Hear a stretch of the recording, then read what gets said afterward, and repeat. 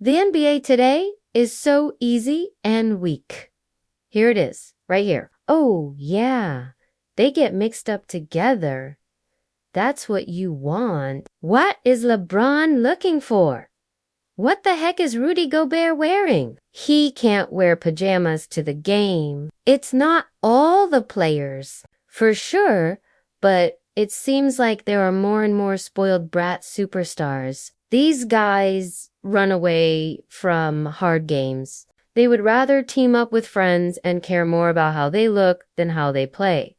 The NBA has become soft and weak. If you don't believe me, just look at this chart. This is a chart that shows how many NBA teams could win the championship each year from 1984 to 2019.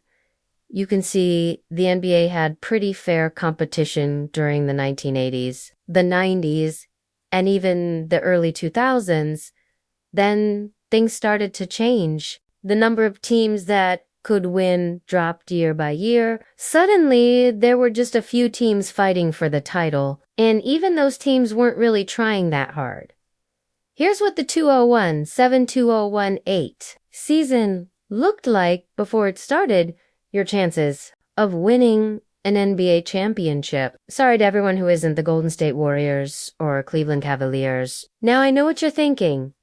The problem is the super teams. But it's not like we haven't seen super teams or really good teams like the Warriors before.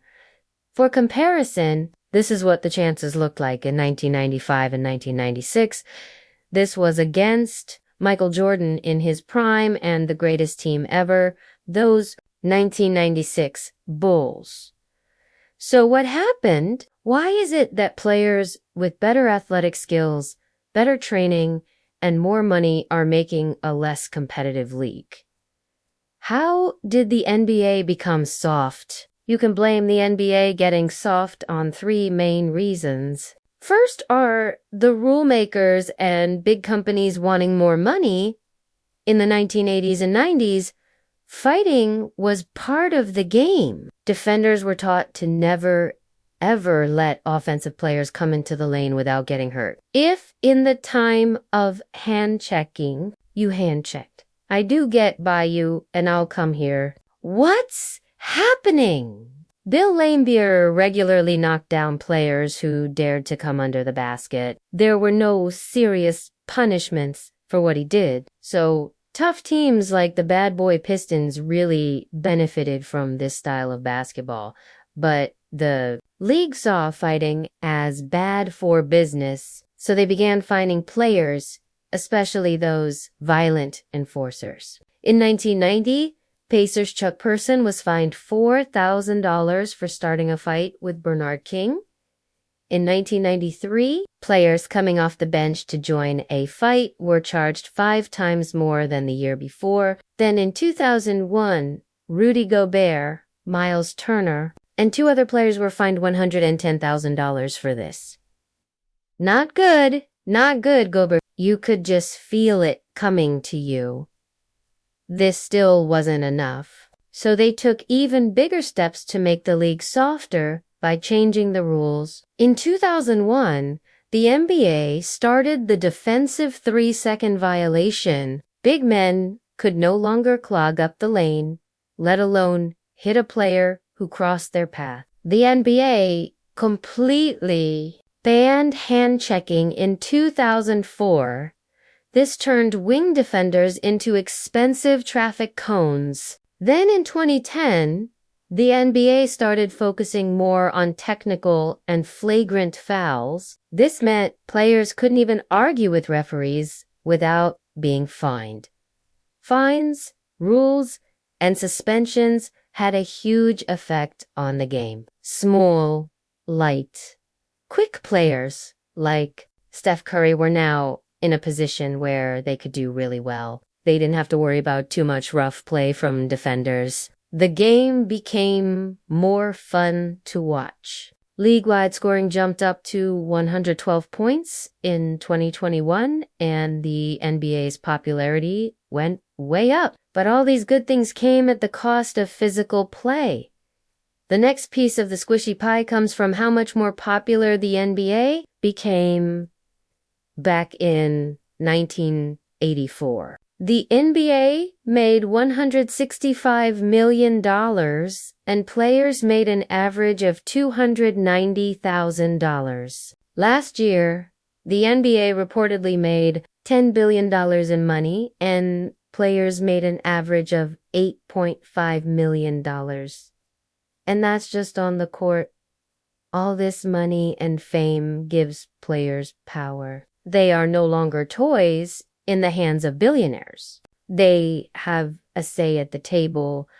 They're using some of this power to decide their own futures. Think of Blake Griffin joining the Nets in 2021 for the minimum salary, or recently, James Harden taking a $14 million pay cut to add his former teammates, PJ Tucker and Donnell House. That's a much easier decision when you've earned over $200 million during your career. Players in the 80s, 90s, and even 2000s couldn't imagine giving up $14 million just to play with friends. Plus, players understand the business of the NBA now. As players, we need to be treated with the same respect and have the same rights that the team can have, because as a player, you're the worst person in the world when you want a different situation. But a team can say they're trading you, and that man has to stay in shape. He has to stay professional, and if not, his career is on the line. Nobody wants to be treated like Derrick Rose was by the Bulls or Isaiah Thomas by the Celtics. NBA players today truly have screw you money, and they're acting like it. The final part is player communication. Take Magic and Bird, for example. They first met on the court in the 1979 college championship game. They didn't speak until 1985 when a Converse commercial put them together. Did Converse make a pair of Bird shoes? Yep. After the commercial, Bird invited Magic to have lunch at his house. They quickly realized they had a lot in common and became friendly. But throughout the 80s, they still remained rivals and rarely spoke. Larry Bird told NPR his reasoning. You don't want to get too close to a person because you will get a little soft. Magic said, from college I was trying to figure out how to beat Larry Bird. We didn't think about it because that's not what we were about, in reference to joining up together today. Social media and youth basketball have totally flipped the script. LeBron and Carmelo have been friends since 2001. Now they're on the Lakers together. Kyle Kuzma and Monty Morris have been close friends since they were 8 years old. Growing up in the same hometown and now playing on the Wizards together. Out of the 500 players in the entire NBA, 305 of them have played in AAU or some sort of American grassroots league. During these early years, top prospects play with or against each other, forming close relationships that last into the AMB.